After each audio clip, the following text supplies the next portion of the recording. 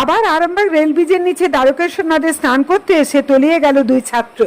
ফি বছর ওই একই জায়গায় অর্থাৎ আরামবাগ এগ্রিকালচারাল অফিসের দক্ষিণ পাশে আরামবাগ রেল ব্রিজের নিচে দ্বারকেশ্বর নদে স্নান করতে নেমে মর্মান্তিক ঘটনা ঘটেছে। তলিয়ে গিয়ে মর্মান্তিক পরিণতি হলো দুই ছাত্রের। স্থানীয় মানুষজনের চেষ্টায় নদের তলদেশ থেকে উদ্ধার করা হয় দুই ছাত্রের নিথর দেহ। প্রায় আধ ঘন্টা পর ঘটনাস্থলে আসেন আরামবাগ থানার পুলিশ।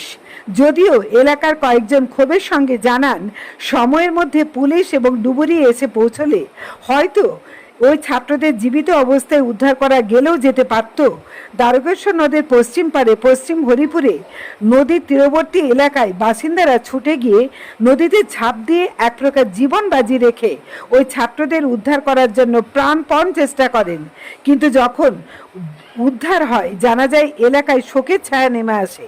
স্থানীয় মানুষজনের বক্তব্য, তিনজন ছাত্র স্নান করতে নেমে এখানে তারা তলিয়ে যায়। তাদের স্কুল ইউনিফর্ম দেখে মনে হচ্ছে তারা আরামবাগ বিবেকানন্দ একাডেমির ছাত্র।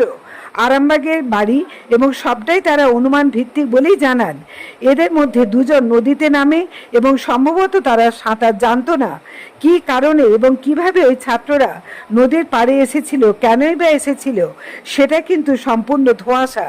স্কুল কর্তৃপক্ষের নজরদারি নিয়েও প্রশ্ন তুলেছেন অনেকেই। কুশকুমার পাড়ের রিপোর্ট, আরামবাগ টাইমস। কি ঘটেছিল, কি দেখলেন? আমি দেখলাম যে একটা ছেলে পাড়ে দাঁড়িয়ে আছে আর একটা ছেলে ডুবছে, মাথাটা বেরিয়ে আছে আর এমন এমন করে ডাকছে।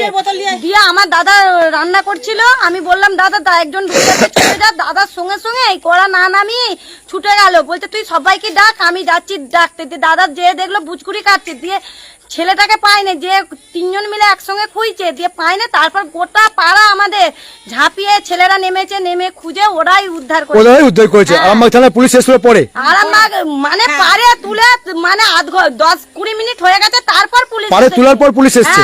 তার আগে পুলিশ আসে না, তোলার আধ ঘন্টা পর দুবার সঙ্গে সঙ্গে ফোন করা হয়েছে, বলছে পরে যাচ্ছে। যদি পুলিশ আসতো তাহলে কি উদ্ধার করা যেত? ভালো ডুবুরি আসলে উদ্ধার করে ভালো, আরো ভালো হতো। ভালো অবস্থায়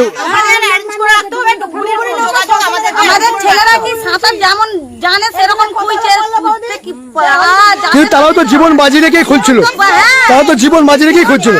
মানে আমি তো কালীপুর থেকে আসছি, এসেই দেখছি যে ওইদিকে কেন চাচাচাচি হচ্ছে।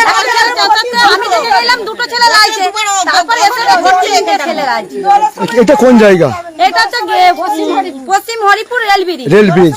এই যে ছেলে দুটি, যে ছাত্র দুটি তলিয়ে গিয়েছিল, তাদের নাম জানা গেছে? না, নাম তো জানতে পারি। কোথায় বাড়ি? কোটপাড়ায় বাড়ি। কোটপাড়া বাড়ি। তিনজনই কি স্কুলের ছাত্র? তিনজনই সিবিএসই স্কুলের ছাত্র। সিবিএসই স্কুলের ছাত্র। একেবারে দেখাতে আমরা কিন্তু দেখালাম যে এই জায়গাতেই ঘটেছিল।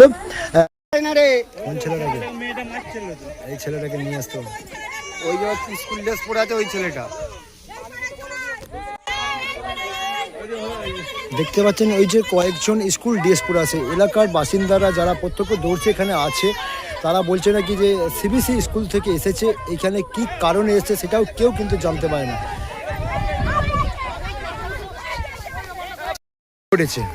ঘটনাটা এই 10-15 মিনিট আগে একজন নদীর দিয়ে এসেছিল, আর ওই পারে দুখানা ছেলে করতে এসেছিল, জানি না। আমাদেরই একজন এইখানে দেখেছে ডুবে যাচ্ছে, দেখতে ওই গ্রামের লোককে ডেকে সবাই জলে এখন খোঁজাখুঁজি চলছে, এখন খুঁজে পাওয়া যাচ্ছে না। কোথাকার ছেলে, কি নাম জানা গেছে? এখন কিছু নাম বলতে পারছে না, যতটা সম্ভব সিবিজি স্কুলের ছেলে। সিবিএসই স্কুলের ছেলে? সিবিজি স্কুলের ছেলে, ওই এখনো ড্রেস পরে দাঁড়িয়ে আছে ছেলেটা ওই পারে। আরো কয়েকজন আছে নাকি?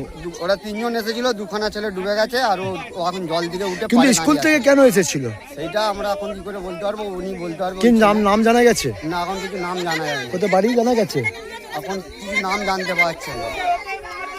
আপনার উজ্জ্বল ভবিষ্যতের একমাত্র দিশারি জ্যোতিষ জগতে অদ্বিতীয় ডক্টর অঞ্জন শাস্ত্রী। দেখুন জ্যোতিষ অঙ্গনে অঞ্জন প্রতি রবিবার ঠিক রাত 12টায় শুধুমাত্র TV9 বাংলায়।